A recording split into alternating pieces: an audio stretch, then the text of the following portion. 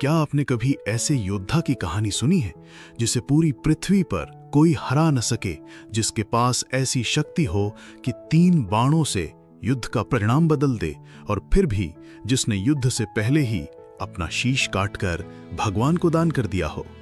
ये कोई कल्पना नहीं, कोई कथा नहीं, ये है बर्बरिक की सच्ची गाथा, जो महाभारत के समय जन्मा लेकिन कलयुग का आराध्य बना, खाटू श्याम बाबा।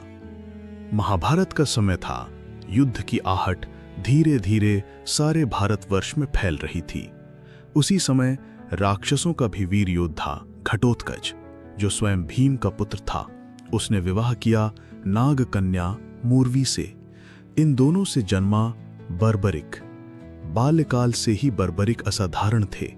उनकी आंखों में तेज था, हृदय में करुणा और वाणी में मर्यादा।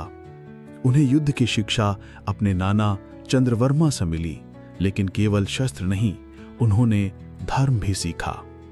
कहा जाता है कि जिसके हाथ में तलवार हो और हृदय में करुणा, वही सच्चा योद्धा होता है। बर्बरिक जान चुके थे कि युद्ध केवल बल से नहीं, धर्म और विवेक से जीता जाता है। उन्होंने वन में जाकर भगवान शिव की कठोर तपस्या की। वर्षों तक एक टांग पर खड़े रहकर उन्होंने केवल ओम नमः शिवाय का जाप किया। शिव प्रसन्न हुए और उन्हें वरदान दिया, 3 अमोघ बाण और एक धनुष, जो उन्हें अजय बना देता था।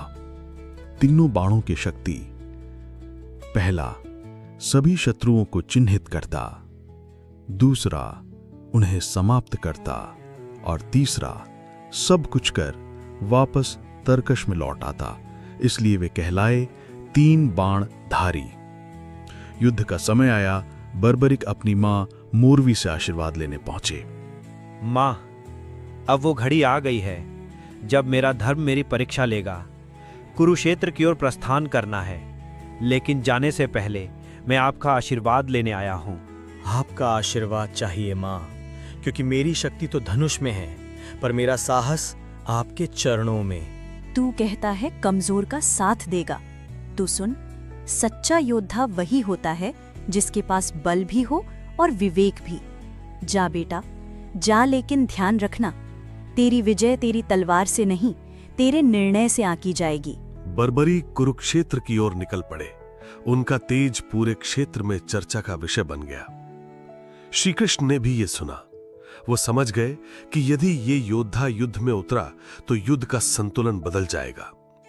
वे ब्राह्मण वेश में बर्बरिक के पास पहुंचे। हे वीर, कौन हो तुम जो इस प्रकार आत्मबल और शान तेज के साथ चले आ रहे हो?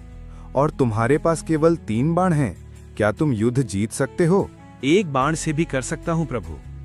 पहले बाण से सभी शत्रु चिन्हित होंगे, दूसरे से समाप्त, तीसरे से सब यथास्थान लौट आएंगे। तो एक परीक्षा दो। इस वृक्ष की सभी पत्तियों को निशाना बनाओ। मैं देखना चाहता हूं तुम्हारे बाणों की शक्ति। बर्बरीक ने बाण चलाया। वो सभी पत्तियों के चारों ओर घूमने लगा। कृष्ण ने एक पत्ती अपने पैर के नीचे छिपा ली थी, लेकिन बाण वहां भी पहुंच गया। कृष्ण समझ गए, ये कोई सामान्य योद्धा नहीं, ये तो परम शक्तिशाली है। अब कृष्ण ने अपना ब्राह्मण वेश त्यागा, प्रकट हुए श्रीहरि रूप में। बर्बरीक चौंके और चरणों में गिर पड़े। कृष्ण बोले, हे बर्बरीक, तुम्हारी शक्ति ने मुझे चौंकाया है, लेकिन धर्म का न्याय तभी संभव है जब कोई सबसे बलवान योद्धा त्याग का आदर्श बने। धर्म की रक्षा के लिए मुझे तुम्हारा शीश चाहिए।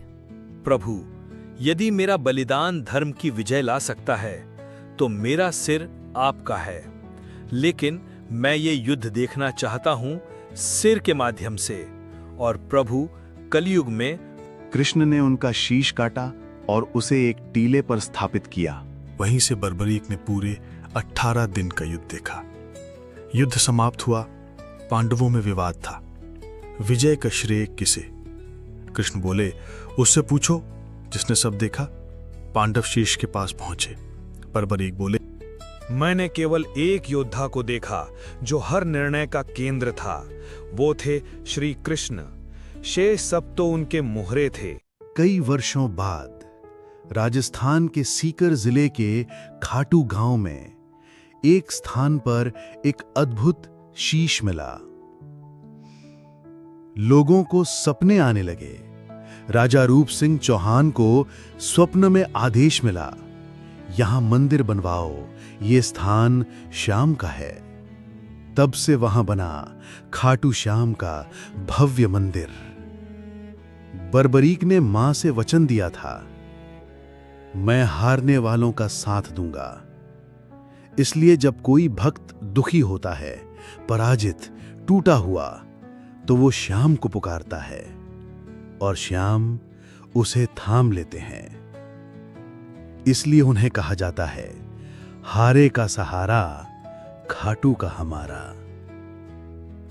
खाटू गांव, सीकर जिला, राजस्थान। यहां हर साल फाल्गुन शुक्ल एकादशी को विशाल मेला लगता है। लाखों भक्त पैदल यात्रा कर श्याम बाबा के दर्शन को आते हैं। भक्त बाबा को चढ़ाते हैं नारियल, चंदन, चांदी के घोड़े, श्याम ध्वज और फूलों की माला। मंदिर में मिलने वाला जल और प्रसाद चमत्कारी माना जाता है। उसने युद्ध नहीं किया, लेकिन धर्म को बचा लिया। उसने राज नहीं किया, लेकिन हर दिल पे राज किया। वो था बर्बरीक, वो बना श्याम, और वो है हारे का सहारा। अगर यह कथा आपके हृदय को छू गई हो तो कमेंट में लिखिए जय श्री श्याम। और ऐसे ही अनसुनी सच्ची आध्यात्मिक कथाओं के लिए श्याम कथा को सब्सक्राइब करें और अपनी विरासत से जुड़े रहें। श्याम कथा, जहां भक्ति है वहीं भारत है। जय श्री श्याम।